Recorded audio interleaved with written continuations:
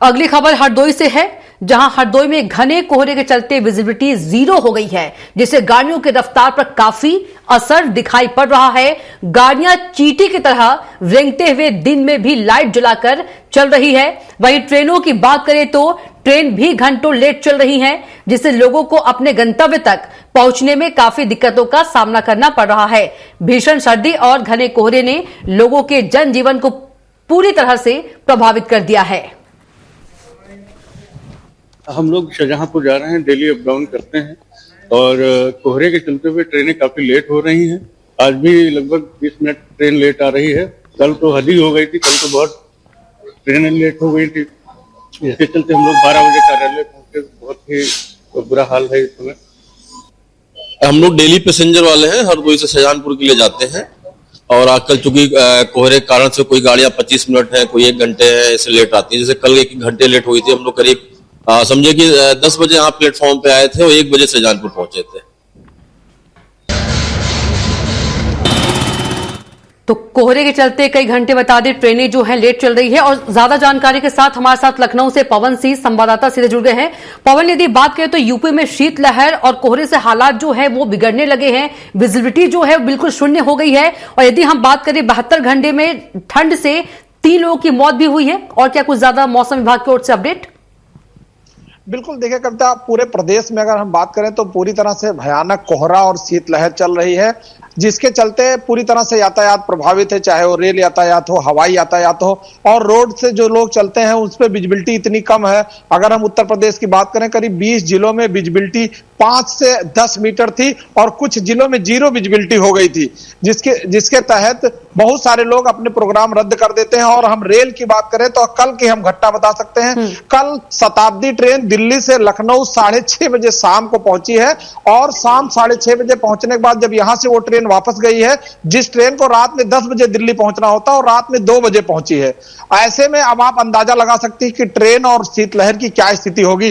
पूरे प्रदेश में घना कोहरा और शीतलहर का कहर जारी है, जिसके तहत बहुत सारे लोग ऐसे हैं कि जिनको बहुत ही जरूरत है वो घर से बाहर निकल रहे हैं। मौसम विभाग ने अपने तरफ से एहतियात के लिए सबको निर्देश जारी किया है कि जिन लोगों को आवश्यकता हो, जरूरी हो, वही लोग घरों से बाहर निकले और बाकी लोग बाहर ना निकले। पूरे प्रदेश में जो 3 लोग ठंड से मरे हैं, बहुत सारे ऐसे लोग हैं चूंकि उनके पास वो संसाधन नहीं हो पाता है, बहुत सारी दिक्कतें आती हैं। ठंड में अपने को बचाव करने के लिए किस तरह से उनको हैंडल करना है, वो बहुत दिक्कत के कारण उनकी समस्या खड़ी हो जाती है। लेकिन उत्तर प्रदेश सरकार ने शीतलहर शुरू होने के पहले पूरे प्रदेश में कंबल वितरण के लिए धन का जो है वो आवंटन कर दिया था और इसके अलावा रैन बसेरों का भी व्यवस्था बनाई थी। लेकिन सबसे बड़ी बात अगर रैन बसेरों की है, चूंकि प्रदेश में जिस तरह से जनसंख्या है या जो महानगर है, जहां महानगरों में बहुत सारे लोग जो खुले आसमान के नीचे सोते हैं, उस जनसंख्या के हिसाब से रैन बसेरों की संख्या बिल्कुल कम है। क्योंकि जनसंख्या अगर हम लखनऊ की बात कर ले तो यहाँ करीब 50 लाख से ज्यादा की जनसंख्या है, जिसमें जो यहाँ रैन बसेरे बनाए गए हैं वो करीब 24 रैन बसेरे अस्थायी और 39 रैन बसेरे अस्थायी बनाए गए हैं। क्योंकि 40 लाख की जनसंख्या में कम से कम ऐसे लोग हैं, 50,000 1 लाख लोग ऐसे होंगे जिनके पास घर और बाकी चीजों की व्यवस्था नहीं होगी। वैसे सरकार पूरी कोशिश करती है कि लोग खुले में ना सोएं, लेकिन इसके बावजूद भी वो मजबूरी समझ लीजिए या किसी समस्या के कारण जो ग्रसित हैं लोग, उनको ऐसे हालात में खुले में सोना पड़ता है। और अगर हम मौसम विभाग की बात करें कि आने वाले 24 घंटों में मौसम विभाग में अलर्ट जारी किया है। करीब 18 जिलों में पूरी तरह से 0 विजिबिलिटी या कम विजिबिलिटी रहेगी और करीब 20 जिलों में शीतलहर का प्रकोप जारी रहा, जिसमें रात के तापमान में भारी गिरावट देखने को मिलेगी।